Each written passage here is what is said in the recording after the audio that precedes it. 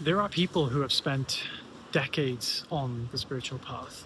I always used to think that, oh, then it must take decades, or it must take decades. If people have been on it for decades, a lot of people, that makes sense that I should be spending decades on the path. Until I realized that the speed of the path is actually relative to your level of interest. So your interest transcends experience, and it transcends time. So what we usually think is like, oh, it'll take me 50 years to do this thing. It won't take 50 years for someone who's more interested, basically. And it won't take 10 years for someone who's even more interested than that. Interest transcends the time it would usually take, and it is parallel. So your level of interest is parallel to your level of speed, or you could say process of understanding is parallel to your level of interest. And people may get triggered by this or annoyed me. I'm very interested. I've dedicated my life to this. But here's the thing. You probably haven't actually dedicated your life to the truth. You've probably dedicated, in fact, I wouldn't say probably.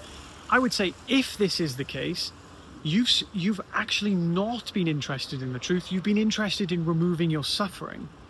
So you've been interested in the truth for the sake of removing your suffering. And if you do that, truth will go in one ear and out the other. In fact, it won't even go in the ear to begin with. It'll just go boing. You will not receive it. It'll seem like you receive it, and you'll be like, yeah, and you'll probably end up saying things like, oh, I get this, but this and this still happens. Or I get it, but I still suffer to some degree. Or yeah, I already know this. And what you'll do is you'll gather this like thing called I know syndrome. And you'll start saying like, I know, but, and you'll keep repeating that. And you'll think that you get it intellectually, but there'll be something that you feel like is missing. The thing that's missing is you actually haven't really understood what's being said, because everything you've listened to has been for the sake of removing your suffering. If you do that, think of it like this.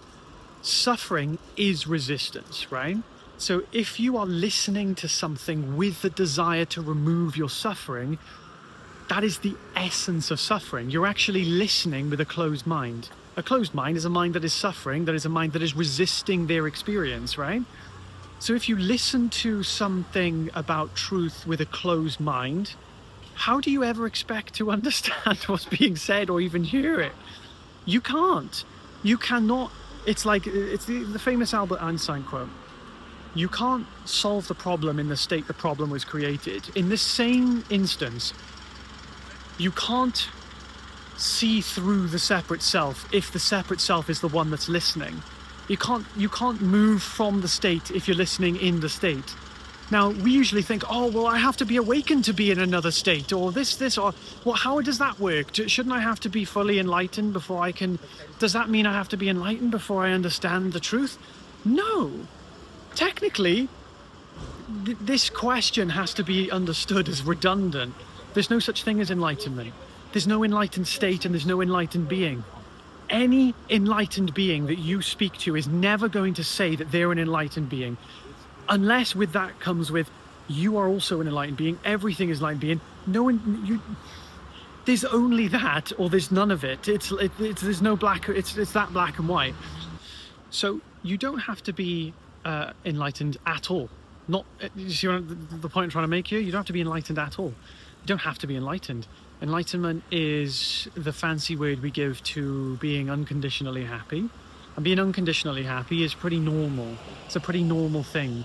And it doesn't come with a change of state of mind. So technically, we're already in the state that we think we want to find, and we can actually access that by being open-minded. This sounds like cookie advice, fortune cookie advice. Be open-minded, or fridge magnet, even worse. Fridge magnet advice, be open-minded.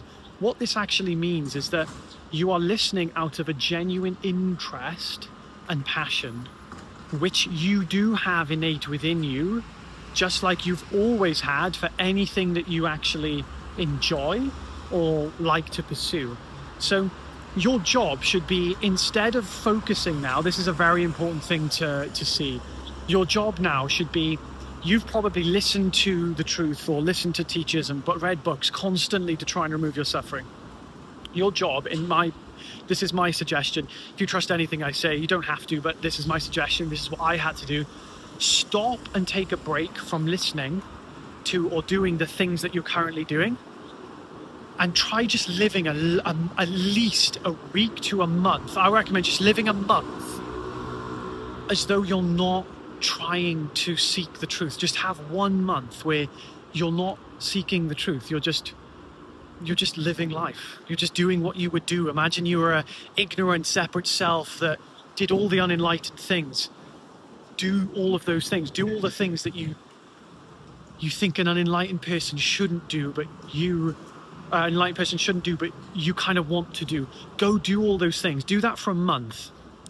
And then after that month, I would recommend following your natural passion towards truth. This month is going to detoxify your seeking energy, and it's going to open up your mind to the possibility of reintroducing this path in a way that is not the same as it once was.